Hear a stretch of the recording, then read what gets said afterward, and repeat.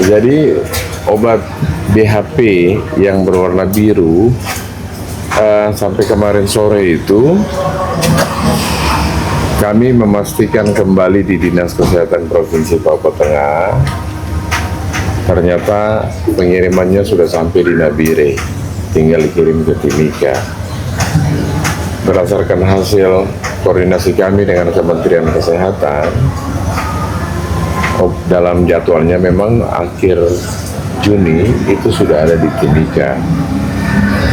Hari ini obat yang ada itu sebenarnya isinya sama, dihidroartemisin piperacin yang disebut DHP atau masyarakat kenal dengan obat biru. Fungsinya sama.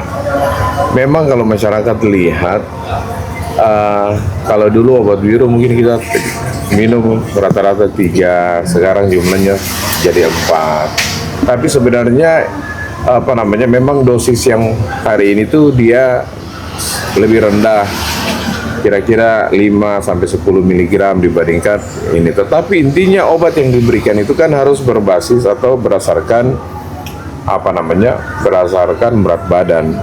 Jadi itu obat itu sebenarnya sama.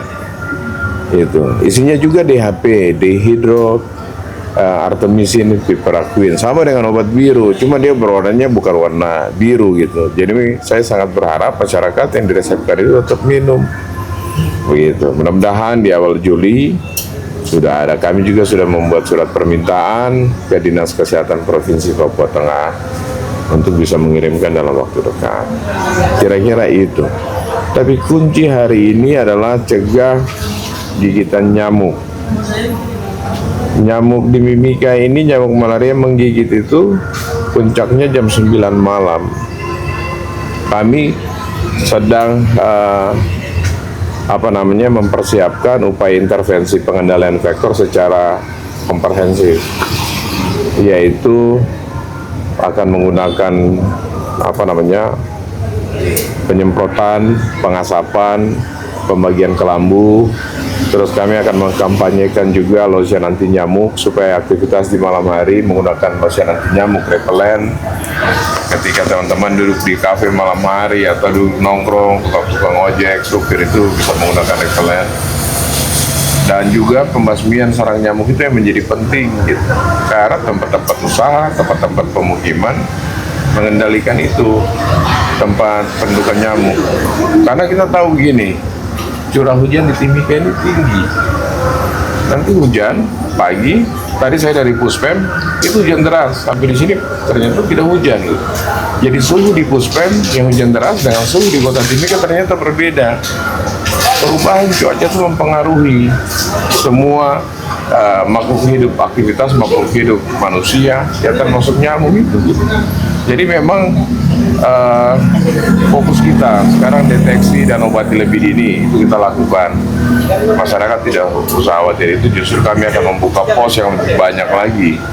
Yang kedua adalah pengendalian gigitan nyamuk gitu. Obat yang hari ini sama, itu sebenarnya sama dengan obat biru. Jadi tetap tantangan di pengobatan kan adalah masyarakat harus minum obat sampai tuntas gitu. Rata-rata 5 hari itu ditinggalkan obatnya, terutama obat coklat. Kalau misalnya plasmodium, terutama malaria viva, saya berharap obat diselesaikan selama 14 hari. Jika kalau misalnya mengalami efek samping, hubungi puskesmas atau hubungi call center 119. 119 itu bebas pulsa untuk menanyakan ini kira-kira bagaimana minta nasihat gitu. Saya pikir itu sendiri, Pak. Fogging masyarakat juga bisa meminta. Masih berjalan, Pak? Masih berjalan dan bisa meminta. Ini kami ingin lingkungan kami ini di fogging atau di RS, kami siap untuk melakukan itu. Memintanya di mana? Hubungi telepon Dinas Kesehatan call center 0811 493 kali 119. Itu buka call centernya buka setiap. Kalau kita lihat dari jenis malaria yang orang hadapi, yang pertama kan jenis malaria tropika.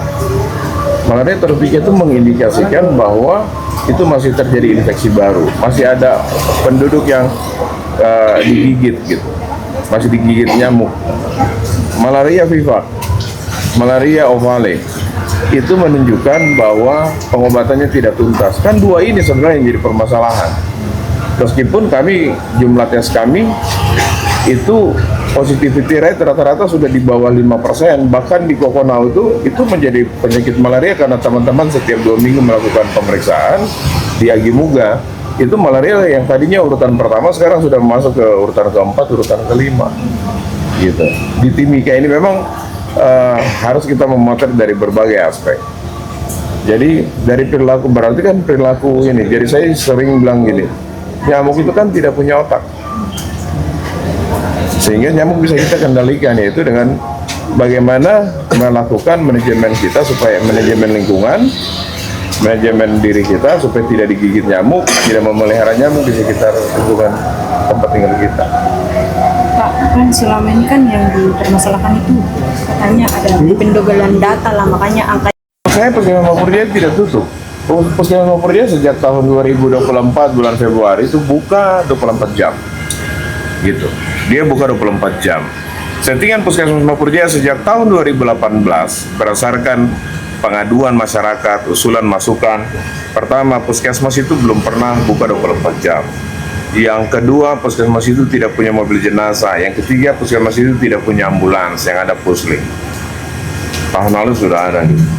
Bahkan di awal tahun ini semua puskesmas melaporkan setiap hari di grup puskesmas layanan buka jam 7:30. Itu fakta. Bahkan pelayanan malam pun mereka pasti lapor.